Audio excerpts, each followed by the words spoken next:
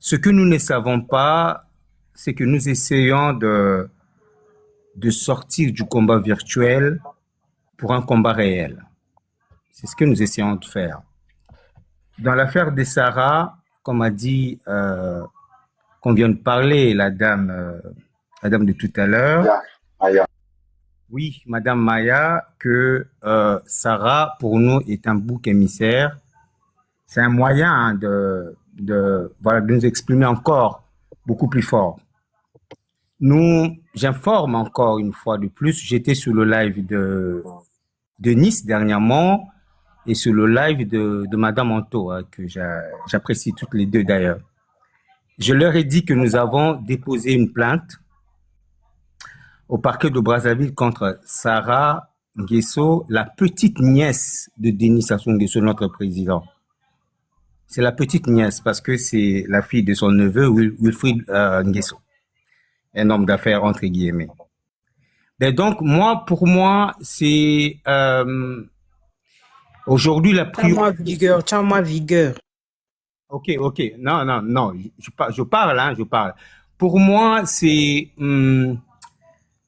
l'urgence aujourd'hui, hein, par rapport à ce qui se passe. Pas d'eau, pas d'électricité, pas de carburant, pas de passeport. Bon, maintenant, monsieur, avec la plainte là, qui va juger la fille là? Qui va la juger? Non. En fait, c'est une stratégie. Bon, il y a plus ou moins 2000 personnes connectées. On est obligé de dire la stratégie parce que le combat est citoyen, il est constitutionnel. On dépose la plainte, certainement qu'elle sera classée sans suite. Ah, ça, elle sera classée sans suite. Clair. Oui, elle sera classée sans suite et les Congolais de la diaspora pourraient prendre le relais. C'est ça la stratégie. Parce que si nous déposons à l'intérieur, ils vont crier à la souveraineté nationale, on a une justice et tout ça. Sarah est congolaise, son papa et sa maman sont congolais, il y a une justice ici qui ne fonctionne pas bien, ça nous savons. Monsieur Amédée, moi je suis pas sûr que vous habitez à Brazzaville, je suis pas sûr. J'habite à Brazza, je parle depuis Brazza, il y a beaucoup de témoins là. Allez-y dans les commentaires. Donc, la plainte a été déposée, elle sera classée certainement sans suite et les Congolais de la diaspora pourraient prendre le relais. C'est ça la stratégie. On ne sait jamais. Ok.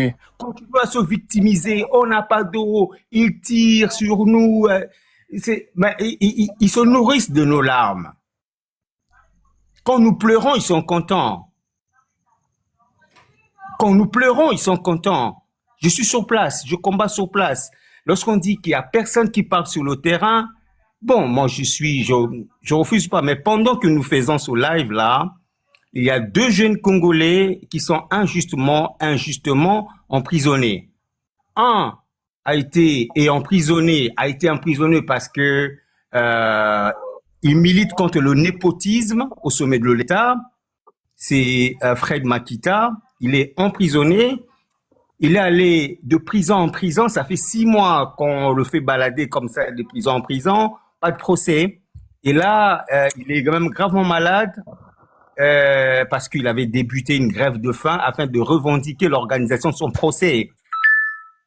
Il fait une grève de la faim. Il s'évanouit. Alors là, il est à l'hôpital. Il y a un autre jeune, Ghislain Ondele Kanga, qui s'est mis dans la lutte pour rendre le passeport accessible à tous les Congolais. On l'a arrêté, là il est là, on l'avait kidnappé et tout ça, ça fait 2 mois, toujours pas de procès, c'est de report et de report. Il y a des gens qui militent sur le terrain. Moi je pense, ça c'est mon avis, hein, le problème c'est au niveau de l'organisation.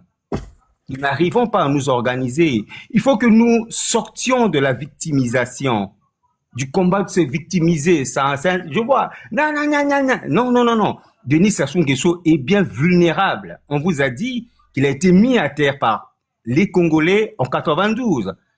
C'est un activiste des droits de l'homme qui l'avait mis à terre. Bokamba Yangouma. Il était parti. Il est touchable, il est renversable. C'est juste que nous n'arrivons pas à nous organiser. Le problème, c'est au niveau de l'organisation. Il y a eu les ras-le-bol, il y a eu l'affaire de 2016, il y a eu. Moi, je suis là sur le terrain. Je n'aime pas trop parler de moi, mais je vous dis que je suis tout le temps en prison. J'ai passé une bonne partie de ma vie en prison.